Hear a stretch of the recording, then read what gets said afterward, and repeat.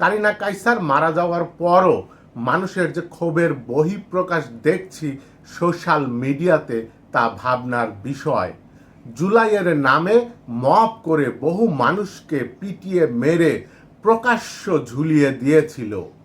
পাকিস্তানি কসাইদের মতো দেশব্যাপী হাজার হাজার মানুষের বাড়িঘরে আগুনও দিয়েছিল। এই মেয়েটি হয়তো সেই রকম কোনো অপরাধ করেনি, কিন্তু ভিডিও ফুটেজে যে দেখা যায় কারিনা ও তার বাবা মা গণভবন লুটে অংশ নিয়েছিল এবং উল্লাসের সঙ্গে তা প্রদর্শনীও করেছিল। শেখ হাসিনার ব্যক্তিগত সামগ্রী লাইভে এনে উৎসব করেছিল। এই ঔদ্ধত্যপূর্ণ আচরণ দেশের বেশিরভাগ মানুষ এই ব্যাপারটা সহজেই মেনে নিতে পারেনি। আমি কি মেনে নিতে পেরেছি? আপনি কি মেনে নিতে পেরেছেন? প্রশ্ন করি নিজেকে, কিন্তু উত্তর খুঁজে পাই না।